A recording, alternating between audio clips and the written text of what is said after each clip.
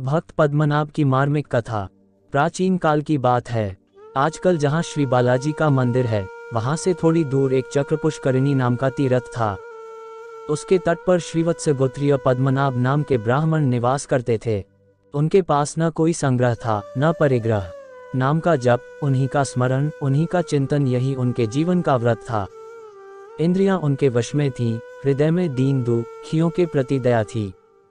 सत्य से प्रेम, विषयों के प्रति उपेक्षा तथा संपूर्ण प्राणियों में आत्मभाव, यही उनका जीवन था। अपने सुख दुख की उन्हें कभी परवाह नहीं होती थी, परंतु दूसरे के दुख की कल्पना से ही उनका हृदय द्रवीभूत हो जाता था। कभी वे सूखे पत्ते खा लेते, तो कभी पानी पर ही निर्वाह कर लेते, और कभी कभी तो ध्यान में इतने तन्मय हो जाते कि शरीर की सुध ही नहीं रहती, फिर खाए पिए कौन। परंतु यह सब तो बाहर की बात थी। उनका हृदय भगवान के लिए छटपटा रहा था। उनके सामने अपने जीवन का कोई मूल्य नहीं था। वे तो ऐसे ऐसे 100 जीवन निछावर करके अपने प्रियतम प्रभु को प्राप्त करना चाहते थे। उनके हृदय में आशा और निराशा के भयंकर तूफान उठा ही करते। कभी वे सोचने लगते कि भगवान बड़े दयालु हैं, वे अवश्य ही मुझे मिलेंगे, मैं उनके चरणों पर लौट जाऊंगा, अपने प्रेमाओं से उनके चरण भिगो दूंगा, वे अपने कर कमलों से मुझे उठाकर हृदय से लगा लेंगे, मेरे सिर पर हाथ रखेंगे, मुझे अपना कहकर स्वीकार करेंगे, और मैं आनंद के समुद्र में डूबता उतराता होऊंगा। कितना सौभाग्यमय होगा वह क्षण, कितना मधुर होगा उस समय का जीवन। वे कहेंगे वरदान मांगो, और मैं कहूँगा मुझे कुछ नहीं चाहिए, मैं तो तुम्हारी सेवा करूँगा, तुम्हें देखा करूँगा। तुम मुझे भूल जाओ या याद रखो, मैं तुम्हें कभी नहीं भूलूंगा।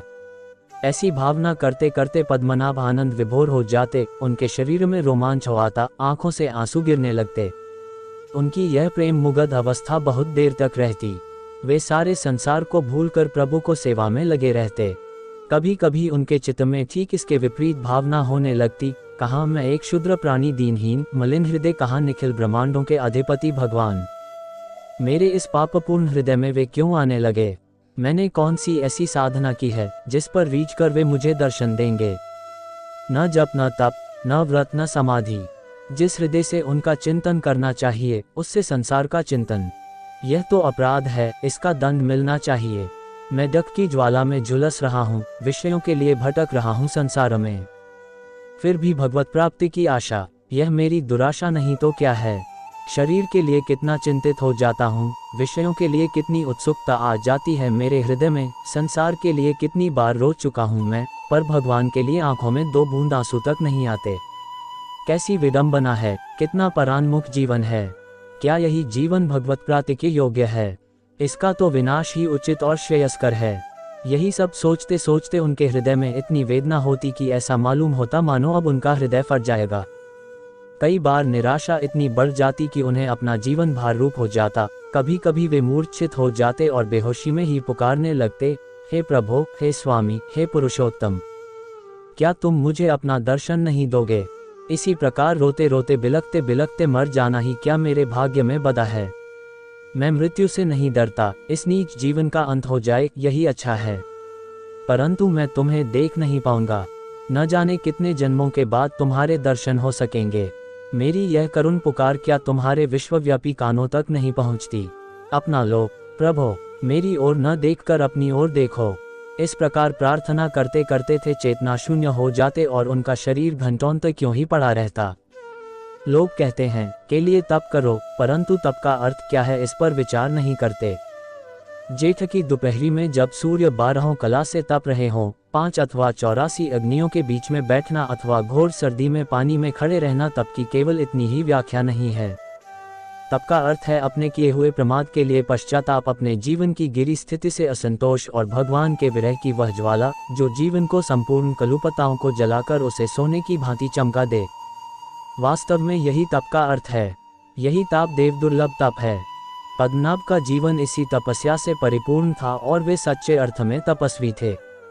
एक दिन उनकी यह तपस्या पराकाष्ठा को पहुंच गई। उन्होंने सच्चे हृदय से संपूर्ण शक्ति से भगवान से प्रार्थना की, हे प्रभो, अब मुझे अधिक मत तरसाओ, तुम्हारे दर्शन की आशा में अब मैं और कितने दिनों तक जीवित रहूंगा। एक एक पल कल्प के समान बीत रहा है, संसार सूना दिखता है, और मेरा यह दग्ध जीवन, यह प्रभुहीन जीवन विप से भी कटु मालूम हो रहा है। वे आंखें किस काम की जिन्होंने आज तक तुम्हारे दर्शन नहीं किए। अब इनका फूट जाना ही अच्छा है। यदि इस जीवन में तुम नहीं मिल सकते तो इसे नष्ट कर दो। मुझे स्त्री पुत्र धन जन लोक परलोक कुछ नहीं चाहिए। मुझे तो तुम्हारा दर्शन चाहिए, तुम्हारी सेवा चाहिए। एक बार तुम मुझे अपना स्वीकार कर लो, बस इतना ही चाहिए। गज ग्राह गणिका और गोद पर जैसी कृपा तुमने की, क्या उसका पात्र मैं नहीं हूँ? तुम तो बड़े कृपालु हो, कृपा परवश हो, कृपालुता ही तुम्हारा विरध है। मेरे ऊपर भी अपनी कृपा की एक किरण डालो। इस प्रकार प्रार्थना करते करते पद्मनाभ भगवान की अहेतु की कृपा के स्मरण में तन्मय हो गए। भगवान के धैर्य को भी एक सीमा है। वे अपने प्रेमियों से कब तक छिप सकते हैं? वे तो सर्वदा सब जगह सबके पास ही रहते हैं, केवल प्रकट होने का अवसर ढूंढा करते हैं। जब देखते हैं कि मेरे प्रकट हुए बिना अब काम नहीं चल सकता, तब उसी क्षण प्रकट हो जाते हैं। वे तो पद्मनाभ के पास पहले से ही थे। उनके तप, उत्कंठा और प्रार्थना को देख देख कर मुग्ध हो रहे थे। जब उनकी अवधि पूरी हो गई, तब वे पद्मनाभ ब्राह्मण के सम्मुख प्रकट हो गए। सारा स्थान दिव्य अंगज्योति से जगमगा उठा। पद्मनाभ की पलकें उस प्रकाश को रोक नहीं सको, उनकी आंखें बलात् खुल गईं। सहस्र सहस्र सूर्यों के समान दिव्य प्रकाश और उसके भीतर शंख चक्र गदा पद्मधारी चतुर्भुज भगवान। हृदय शीतल हो गया, आंखें निर्निमेष होकर रूप रस का पान करने लगीं। पद्मनाभ का संपूर्ण हृदय उन्मुक्त होकर भगवान के कृपापूर्ण नेत्रों से बरसती हुई प्रेम धारा में डूबने उतराने लगा। जन जन की अभिलाषा पूरी हुई। कुछ कहा नहीं जाता था। भगवान ने एकाएक ऐसे अनुग्रह की वर्षा की कि वे चकित स्तंभित रह गए। भगवान केवल मुस्कुरा रहे थे। कुछ क्षणों तक निस्तब्ध रहकर गदगद वाणी से पद्मनाभ ने स्तुति की, प्रभो आप ही मेरे, निखिल जगत के और जगत के स्वामियों के भी स्वामी हैं। संपूर्ण ऐश्वर्य और माधुर्य आपके ही आश्रित हैं। आप पतित पावन हैं, आपके स्मरण मात्र से ही पापों का नाश हो जाता है। आप घट घट में व्यापक हैं, जगत के बाहर और भीतर केवल आप ही हैं। आप विश्वातीत, विश्वेश्वर और विश्वरूप होने पर भी भक्तों पर कृपा करके उनके सामने प्रकट हुआ करते हैं। ब्रह्मा आदि देवता भी आपका रहस्य नहीं जानते, केवल आपके चरणों में भक्तिभाव से नम्र होकर प्रणाम करते हैं। आपकी सुंदरता, आपकी कोमलता और आपकी प्रेम परवशता किसे आपकी ओर आकृष्ट नहीं कर लेती। आप क्षीरसागर में शयन करते रहते हैं, फिर भी अपने भक्तों को विपत्ति का नाश करने के लिए सर्वत्र चक्रधारी रूप में विद्यमान रहते हैं। भक्त आपके हैं और आप भक्तों के। जिसने आपके चरणों में अपना सिर झुकाया, उसको आपने समस्त विपत्तियों से बचाकर परमानंद में अपना धाम दिया। आप योगियों के लिए समाधिगम्य हैं, वेदांतियों के ज्ञान स्वरूप आत्मा हैं और भक्तों के सर्वस्व हैं। मैं आपका हूँ, आपके चरणों में समर्पित हूँ, नत हूँ। इतना कहकर पद्मनाभ मौन हो गए और कहना ही क्या था। अब भगवान की बारी आई। वे जानते थे कि पद्मनाभ निष्काम भक्त हैं। इनके चित्त में संसार के भोगों की तो बात ही क्या, मुक्ति की भी इच्छा नहीं है।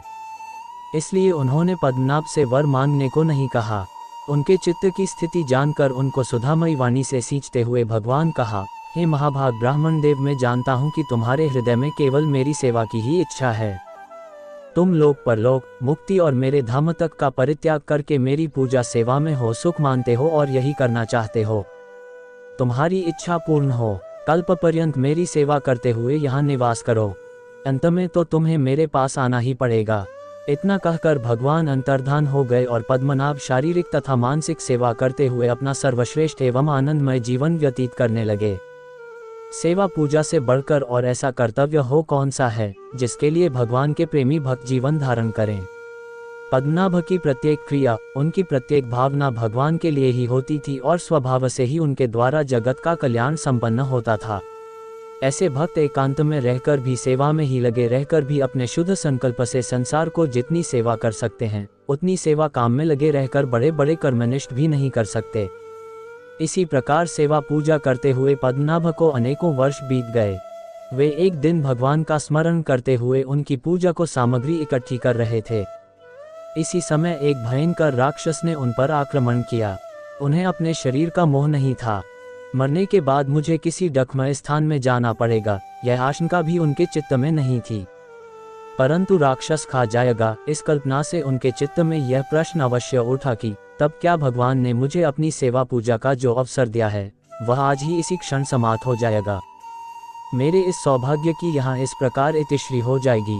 भगवान ने मुझे जो एक कल्प तक पूजा करने का वरदान दिया है वह क्या झूठा हो जाएगा। यह तो बड़े दुख की बात है। यह सोचकर उन्होंने भगवान से प्रार्थना की।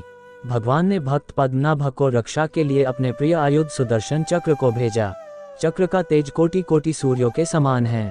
भक्तों के भय को जला डालने के लिए आग की भीषण लपटें उससे निकला करती हैं।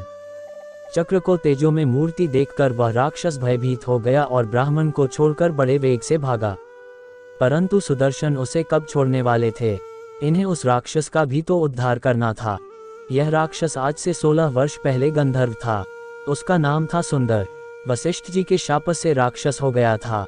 इसकी स्त्रियों के प्रार्थना करने पर वशिष्ठ जी ने कहा था कि यह राक्षस तो होगा, परंतु आज के 16वें वर्ष जब वह भगवान के भक्त पद्मनाभ पर आक्रमण करेगा तब सुदर्शन चक्र इसका उद्धार कर देगा।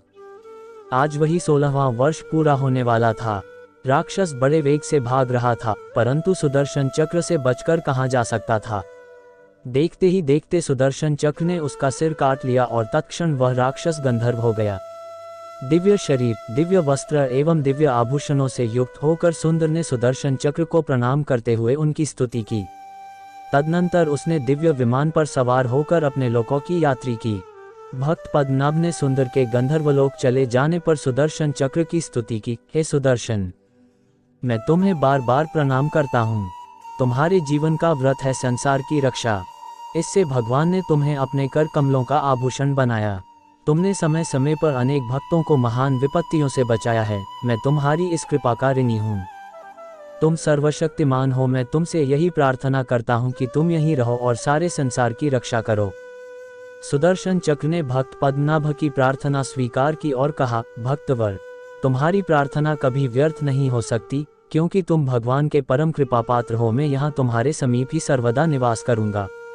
तुम निर्भय होकर भगवान की सेवा पूजा करो। अब तुम्हारी उपासना किसी प्रकार का विघ्न नहीं पड़ सकता। भक्त पद्मनाभ को इस प्रकार वरदान देकर सुदर्शन चक्र सामने की पुष्करिणी में प्रवेश कर गया। इसी से उसका नाम चक्रतीर्थ हुआ। भगवान की कृपा का प्रत्यक्ष अनुभव करके भक्त पद्मनाभ का हृदय प्रेम और आनंद से भर गया। वे और भी तन्मयता तथा तत्परता से सेवा करते हुए अपना जीवन व्यतीत करने लगे। ऐसे प्रेमी भक्तों का जीवन ही धन्य है, क्योंकि वे पल पल पर और पग पग पर भगवान की अनंत कृपा का अनुभव करके मस्त रहा करते हैं। जानकारी अच्छी लगी हो तो चैनल को लाइक, कमेंट और सब्सक्राइब